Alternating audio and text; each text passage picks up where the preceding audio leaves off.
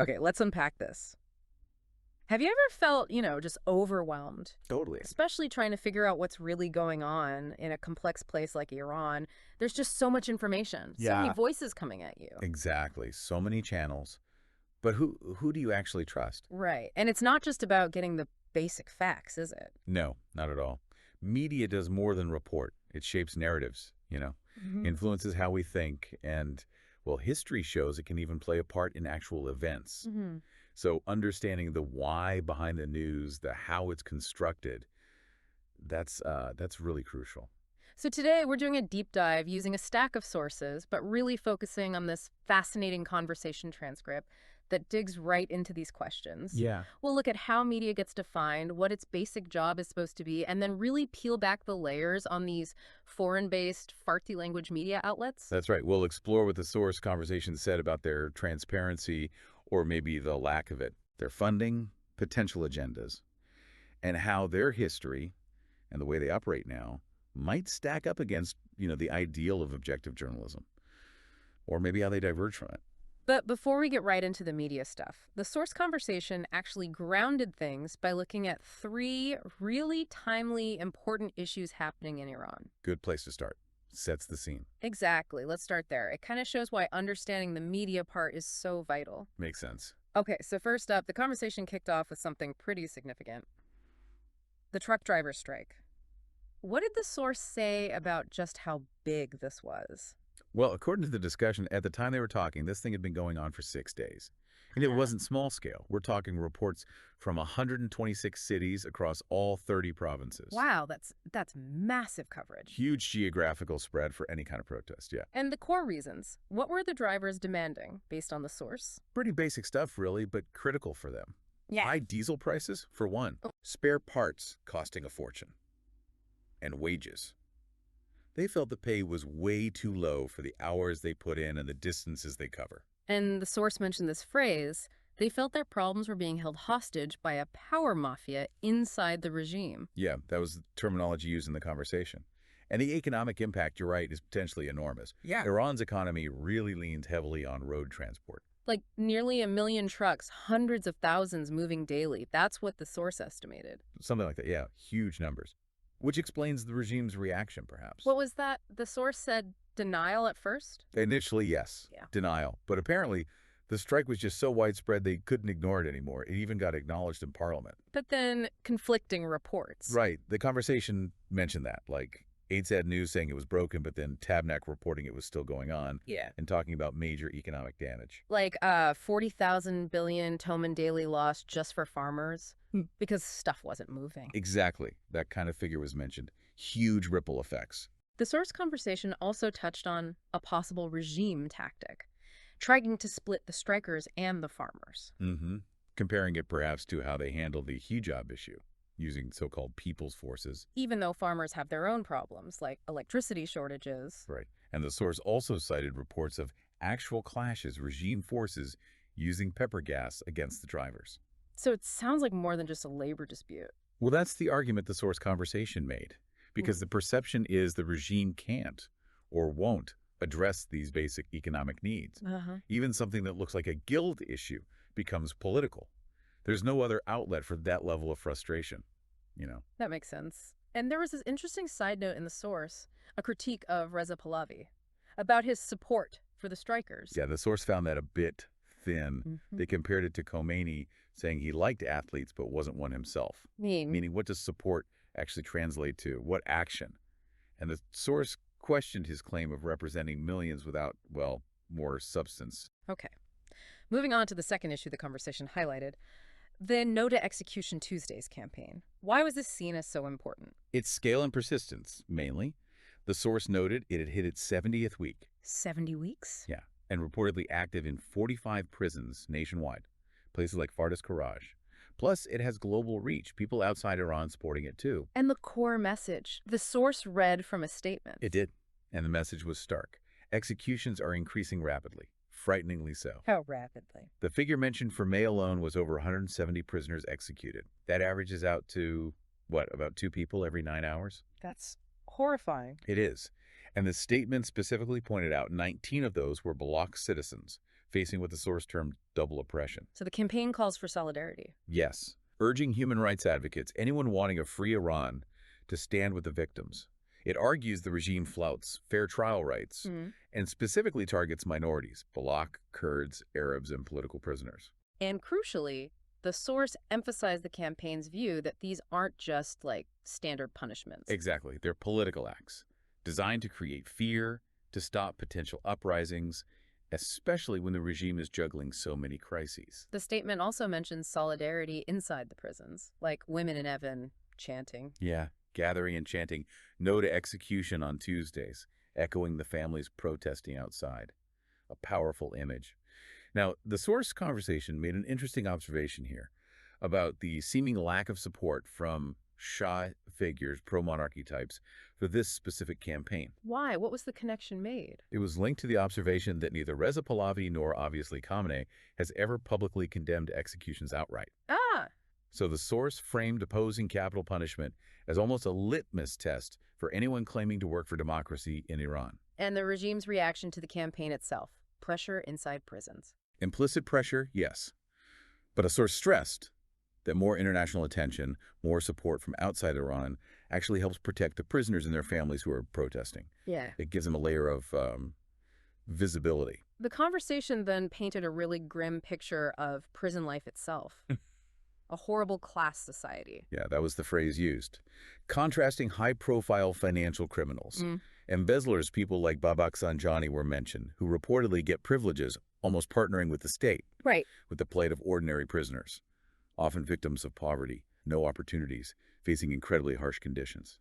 The source mentioned a specific case, Mehdi Hassani. Yes, an MEK supporter sentenced to death, whose situation was used to illustrate this stark disparity and the awful conditions many face. So the source ties these things together, the strikes, the executions. Exactly, as symptoms of a regime grappling with multiple crises at once, which, the source suggested, actually limits its ability to just crush everything everywhere when protests are widespread and involve different parts of society.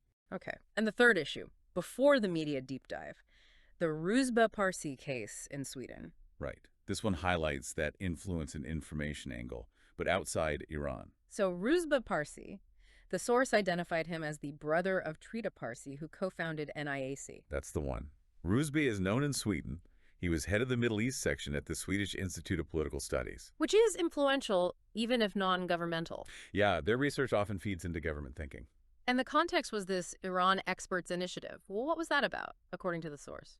The source pointed to a 2023 Semaphore bulletin alleging this initiative was basically a pro-regime influence network, writing articles, trying to shape policy. And Parsi was named, along with others like Ariane Tabatabai, Eli Grame. Correct. He apparently joined while he was a PhD student. Then a Swedish TV show picked it up. Yeah, Channel 4 in early 2024.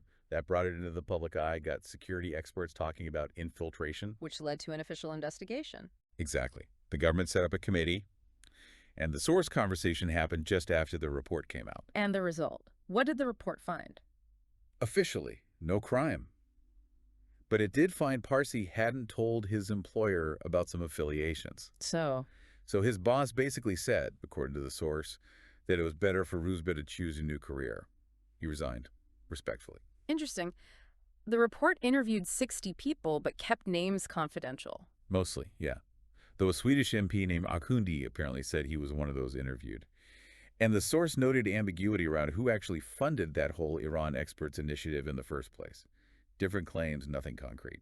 This case really does show how complex these influence networks can be, reaching right into policy circles outside Iran. It certainly does.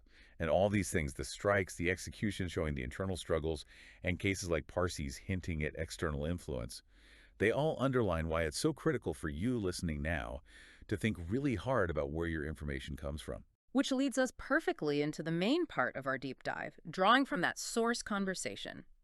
Understanding media, especially these foreign Farsi language outlets. Let's start simple. How did the source define media? At its core, pretty straightforward. Any organization, any channel that takes information, news, sports, arts, whatever, from a source and gets it out to an audience. Okay, but what makes one outlet different from another? What key factors did the source say we should look for? Number one, absolutely fundamental according to the source, The funding. Who pays the bills? State-owned private public funds. Exactly. Is it the government? Is it semi-state? National funding. Hmm. Knowing where the money comes from is apparently step one to understanding potential bias. Makes sense. What else? The political or ideological line. The viewpoint. Now, some media are upfront about it, right? Like Le Monde being liberal or Aftonbladet social democrat, as the source mentioned? Yeah, even if not tied to a party, they state a general leaning. Others, well, you know them by reputation. The New York Times, seen as left, the Times in the UK is right, and so on. But the source argued the real test is how that bias actually appears. Precisely. It's not just the label, it's in the literature, the way they process the news. And specifically, the source emphasized it comes down to word choice. Language determines the slant. Is it neutral? Is it attacking someone, praising someone, using certain titles, highlighting specific details, like someone's nationality in a crime report to stir division? Whereas journalistic ethics, ideally, push for impartiality. Right. Not using language to push your own agenda. That's the ideal, anyway. And this applies across the board. Radio, TV, papers. And now, as the source noted, all those YouTube channels too. Same principles apply.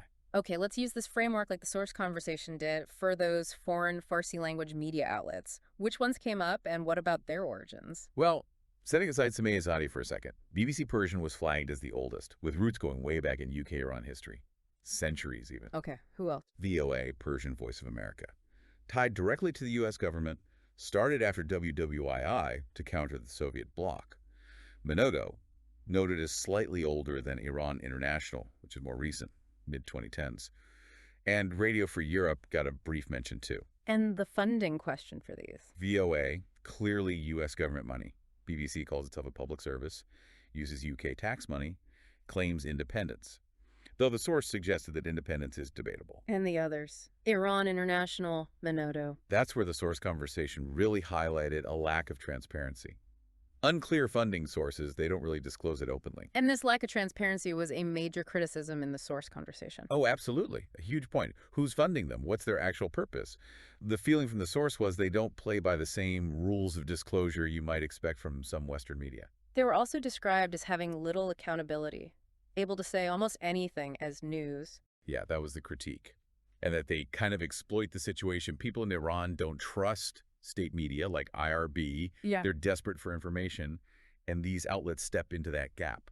The source also suggested some operate like a profit industry, focusing on audience numbers. Referencing that idea from media theory, yeah. Focusing on keeping the audience happy, maybe leaning into entertainment, whatever keeps eyes on the screen. Gratification theory, I think, was the term used. And the content itself, often driven by hidden agendas, for whose benefit was the question raised. Exactly. And that quote attributed to Mr. Day came up here about journalists at Iran International potentially losing their jobs if they didn't follow the line, implying orders from the top. Which led to this idea of a pyramid system. Yeah, power flows down, journalists execute directives. The conversation mentioned former journalists from Iran International, one unnamed, and Seema Sabit, who talked about bad conditions or leaving due to disagreements. But not always spelling out the exact reasons. Right. Seema Sabit's VOA English interview was cited, where she reportedly said Iran International didn't even contact her after a threat against her, and she left over differences of opinion, but didn't elaborate much further. The source conversation also had a critical take on some of these former employees who speak out, like Sabit or Mehdi Falahati from VOA. Yes, suggesting their own motivations might be complex, maybe becoming addicted to fake power, maybe financial reasons. Falahati's explanation for VOA's closure was mentioned, where he apparently divided those happy about it into the regime camp, and then this other group he called mercenaries or unpaid agents, preparing fodder for the Islamic Republic. Strong words, highlighting internal conflict. So does closing these outlets help or hurt the regime? What did the source suggest? It's complicated, was the takeaway. The regime calls them foreign media, sure. But the real question, the source argued, is whether their news actually threatens Khamenei. And the argument was, maybe not always. Yeah. If an outlet just platforms figures saying simplistic things or contradictory things like stay home but take action, does that really challenge the regime's power? The force seemed skeptical. The example given was Morad Vaisi at Iran International, described as ex-IRGC media advisor, now pro-Shah. Right. And presenting views like, just give the regime a shove and it falls. The force felt this kind of simplistic take offers no real danger, because it ignores the complexity of resistance. This connects to the dream selling idea, populism. Exactly, offering easy answers for hard problems.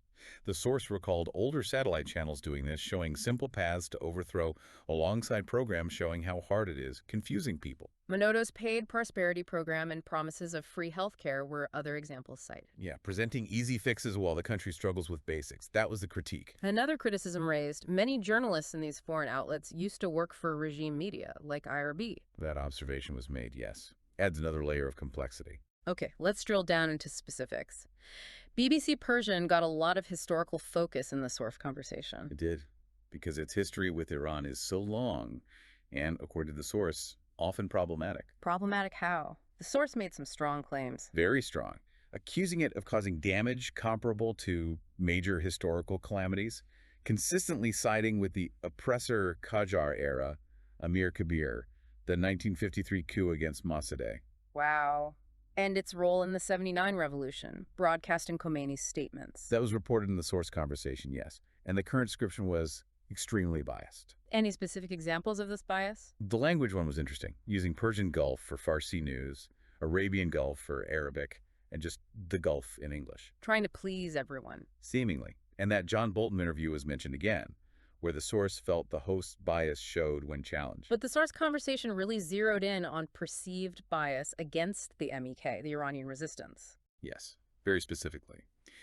Mentioning programs featuring guests like Majid Rafizadeh, Maliha Mohammadi, others, making accusations of torture, child soldiers. And the critique wasn't just the accusations, but how they were presented. Exactly.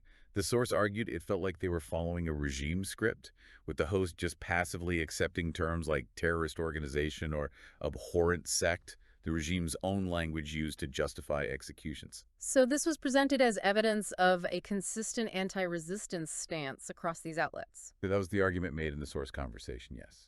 A common thread. So despite differences funding, age, style, the source identified this commonality, reported enmity towards the MEK and the resistance. That was a key takeaway. They might differ on other things, but on this, the source suggested they often reinforce each other. Not necessarily personal, but systemic, maybe anti-revolution. Possibly.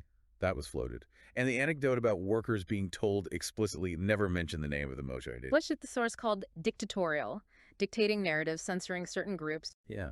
Reporting on resistance actions, maybe, but without naming the groups involved, like MEK resistance units. Sanitizing the news, essentially. Okay, so after laying out all these critiques, the source conversation turned to a contrasting example. Soheila Dashti, MEK television. Right. Presented as a different model entirely. How so? What's the main difference in its positioning, according to the source? It doesn't claim to be neutral. That's the first thing. Its purpose is stated up front, work for the overthrow of the regime. It's 100% opposite the regime. No ambiguity. And funding, that crucial point. Stated to be funded by supporters. The source mentioned their regular fundraising drives, the Hamiari telethons. So, transparent about where the money comes from and what it's for, that was presented as a key contrast. What about its reporting philosophy, accuracy? The source argued it prioritizes truth, especially for news from inside Iran. Mentioned a process of needing multiple sources, like 4 or 5, to verify sensitive information before airing it. So, described as having credibility for accuracy among its viewers. Yes, and being committed to the honesty of the news. That was the claim. Content-wise, it focuses on resistance activities, uprising units. Specifically, yes, using info from channels like Yam Tasarnaguni, and the source noted, ironically perhaps, that the regime itself talks about these resistance units more than some other foreign Farsi media do. And how does it contrast with the dream-selling critique leveled at others? The source said, Soheila Dashti uses very direct, confrontational language against regime figures calling Raisi or Khamenei Imam Joma, for instance, reflecting its stance. And instead of selling dreams, the source argued, it emphasizes the difficulty, the sacrifice involved in the struggle. No easy answers offered. And is it seen as a threat by the regime, according to the source? The argument was, yes, definitely, evidenced by the fact the regime monitors its broadcasts. Even if the total audience size isn't known. Right. The source didn't claim everyone watches it, cautioned against those kinds of claims. But the regime's attention, plus its reported trustworthiness for resistance news inside Iran, suggests it has an impact. The anecdote about satellite installers being asked to tune into that channel. Yeah, without even naming it. suggesting a certain level of recognition and perhaps discrete viewership. Okay, so we've covered a lot drawing from this source conversation. Media definitions, key factors, the critiques of foreign Farsi outlets, the contrasting case of Soheila Dashti. What's the big takeaway for you, the listener, trying to make sense of news about Iran? I think the main point hammered home is that all media has a perspective, a line, whether it's obvious or hidden. Right. And crucially, as the source conversation argued, that line isn't always in the best interests of the Iranian people who are seeking change. So given that landscape-controlled media inside and the issues raised about foreign media in our source, the responsibility on you, the news consumer, is even greater. Absolutely. Critical thinking isn't a luxury. It's essential. Question everything. Double-check information. Look at multiple sources. Definitely. And pay close attention to language. Word choice is so powerful, it reveals bias, shapes perception. The source's example of modern versus modernized was telling. Yeah. Buildings can be modern, but does society have democracy, human rights? Modernized implies something deeper. Scrutinizing those terms is key. And be wary of easy answers. For sure. That dream selling, that populism the source talked about. Complex struggles rarely have simple solutions presented in a 30-second soundbite. Keep that critical curiosity sharp. So, summing up, we've explored through our source conversation the tough realities on the ground in Iran strikes, executions, and we've dived deep into how the media reports, shapes, and sometimes, according to the source, distorts or omits information about these very struggles. Yeah, understanding the money, the history, the biases in language, subtle or not so subtle, it's all vital if you want to navigate that flood of information about Iran effectively. It really reminds you media is never just a neutral mirror. This deep dive into our source material reveals such a complex web, doesn't it? Information, motivations, historical baggage, all swirling around in foreign Farsi media. It really does. And it just highlights your role, the listener's role, as an active participant. You have to be critical, question sources, look beneath the headlines. Okay, so here's where it gets really interesting, something to think about. Considering what our source conversation laid out, the explicit, stated mission and transparent funding of Soheila Dashti on one hand, compared to the critiques about hidden agendas, lack of transparency, and specific biases leveled against other foreign Farsi media outlets, how does that contrast influence your own personal calculus? How do you decide which voices seem more trustworthy when you're trying to understand Iran and its resistance movements? Definitely something to chew on as you follow the news this week. That's all the time we have for this deep dive.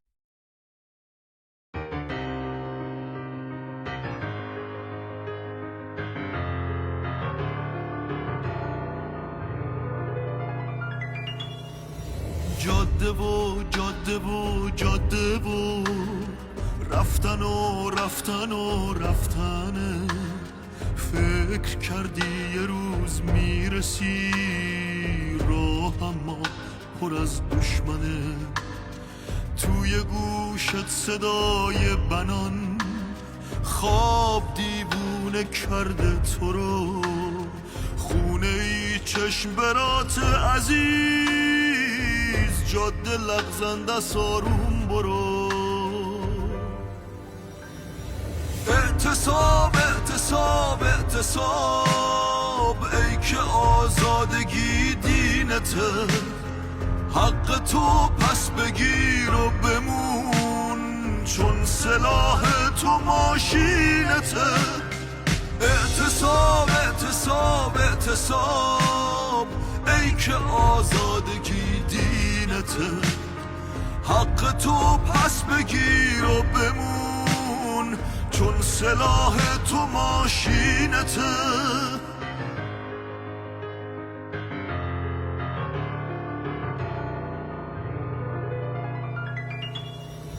خسته از سر به راه بودنی بغض تو نعره کن جون بگیر گفتی این راه بی روزنه از همین نقطه فرمون بگیر اینجا رفتن رسیدن نداشت اعتصابت ولی میرسه این سرانجام فریاد توست پس بگو یا علی میرسه اعتصاب اعتصاب اعتصاب ای که آزادگی دینته حق تو پس بگیر و بمون چون سلاح تو ماشینته اعتصاب اعتصاب اعتصاب ای که آزادگی دینته حق تو پس بگیر و بمون چون سلاح تو ماشینته